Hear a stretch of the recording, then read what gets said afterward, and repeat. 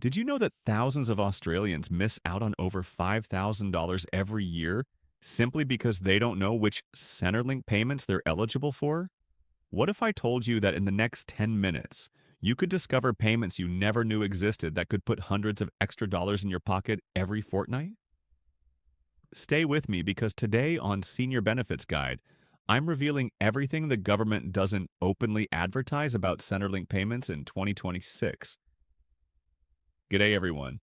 Are you feeling a bit lost when it comes to Centrelink payments?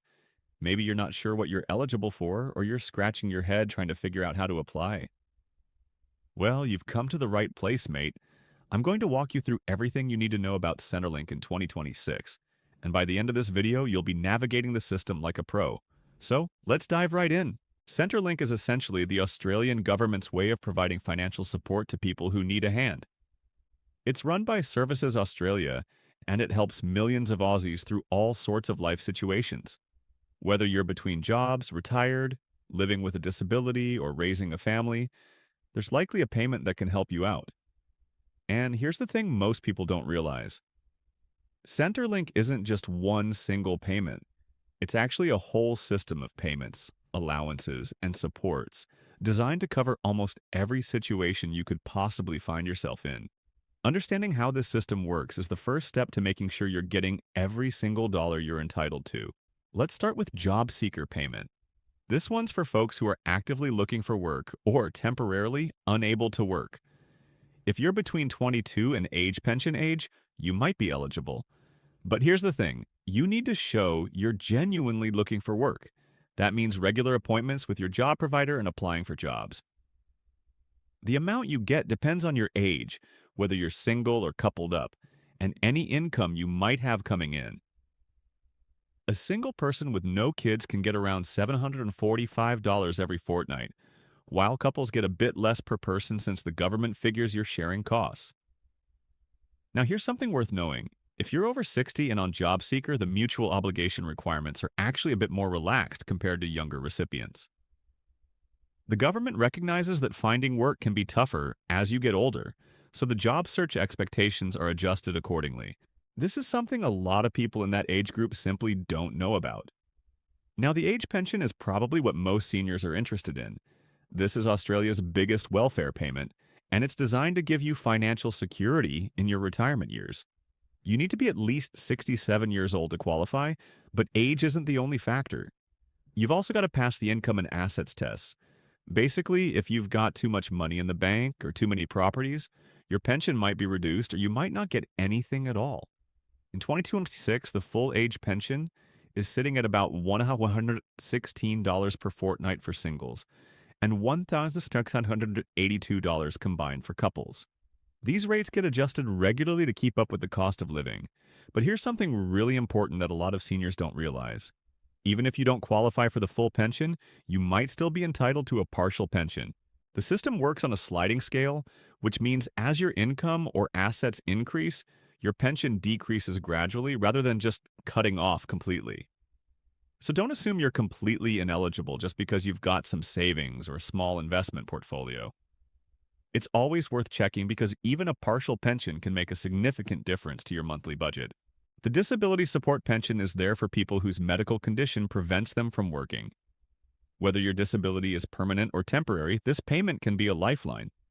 To qualify, you'll need solid medical evidence showing that you can't work at least 15 hours per week. The assessment process can be pretty thorough because Centrelink needs to understand your condition properly. The payment rate is similar to the age pension, and there are extra supports available too, like the mobility allowance, if you need to travel for medical appointments. One thing that catches a lot of people off guard is that the DSP assessment isn't just about your physical ability to do a specific job. It also takes into account how your condition affects your daily functioning. Things like fatigue, pain management, and mental health impacts are all considered. So when you're gathering your medical evidence, make sure your doctors are documenting not just your diagnosis, but how your condition actually affects your ability to function day to day. That kind of detail can make all the difference in your assessment. Family tax benefit helps families with the cost of raising kids. It comes in two parts. Part A is for general child raising costs and it's income tested. meaning the more you earn, the less you get. Part B is designed for single parents or families where only one person is earning an income. The amount varies depending on how many kids you've got and their ages. Generally, younger children attract higher payments. And here's a tip that a lot of families miss out on. Family tax benefit can actually be claimed as a lump sum at the end of the financial year if you haven't been claiming it throughout the year. So even if you've been putting it off or forgot to set it up, you could still be entitled to a decent chunk of money back. It's definitely worth looking into, especially if you've got multiple kids. The carer payment is for those legends out there who are looking after someone with a disability or an elderly person full-time. If you're providing care for at least 6 hours every single day, you might qualify. The payment is the same rate as the pension, which helps you stay afloat financially when you can't work because of your caring responsibilities. There's also a care allowance which gives you a bit of extra support on top. What most carers don't realize is that there are additional respite care supports available too. Being a full-time carer is incredibly demanding work, both physically and emotionally. The government actually provides respite care credits that let you take a short break without losing your payment. If you're a carer and you haven't looked into these supports, you absolutely should because they can make a massive difference to your well-being and help you avoid burning out completely. Youth allowance is designed for young Australians who are studying, doing an apprenticeship, or looking for work. If you're aged between 16 and 24, this one's for you. How much you get depends on whether you're living at home or independent, and your age plays a role too. For students, this payment can be a real game changer, letting you focus on your studies while maybe doing some part-time work on the side. Something a lot of students don't know is that there's actually an earnings threshold you can hit before your youth allowance starts getting reduced. You can earn a decent amount from part-time work without it impacting your payment at all, which means you can genuinely balance your studies and some income without worrying too much about losing your support. Parenting payment supports both single and partnered parents. Single parents can receive it until their youngest child turns 8, while partnered parents get it until the youngest is 6. This payment recognizes that when you're caring for young children, working full-time just isn't always possible. And here's something that's really worth knowing. When your youngest child reaches that age cutoff and you're no longer eligible for parenting payment, you don't just get left without any support. There are transition arrangements in place that move you across to other payments and services to help you get back into the workforce. So it's not like the rug gets pulled out from under you overnight. Right, so how do you actually apply for these payments? First up, you need to create a MyGov account. This is your online gateway to all government services. Once you've set that up, link it to Centrelink. Then you choose which payment you're after and fill out the online form. You'll need to upload documents like proof of identity, bank details, income statements, and medical certificates if relevant. After you submit everything, Centrelink will process your application. This can take anywhere from a few weeks to a couple of months, depending on the payment type. Now, here's a practical tip that can save you a lot of stress. Before you start filling out your application, gather all your documents first. Have everything ready to go before you even open the form. Trust me, trying to hunt down paperwork halfway through an application is one of the most frustrating experiences out there. Being organized from the start makes the whole process so much smoother. Here's something really important to understand: reporting obligations. If you're on job seeker or youth allowance, you need to report your income and circumstances every fortnight. You can do this through MyGov or the Centrelink app. If you don't report accurately, your payment can be suspended, or you might end up with a debt that you'll have to pay back, which is a massive headache. And this is key: Centrelink actually shares data with the Australian Tax Office. So if you forget to report income, there's a pretty good chance they're going to find out anyway.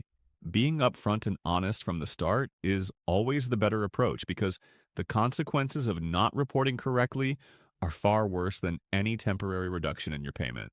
The income and assets tests are crucial to understand. Centrelink looks at everything you've got: your bank balance, properties, shares, investments, the lot. Each payment has different thresholds. If you go over these limits, your payment gets reduced or cut off completely. That's why it's so important to keep Centrelink updated whenever your financial situation changes. One thing that trips people up is deemed income. Even if your investments aren't actually earning you much right now, Centrelink assumes they're earning a certain amount based on standard rates. So your deemed income could actually be higher than what you're really getting back from your investments.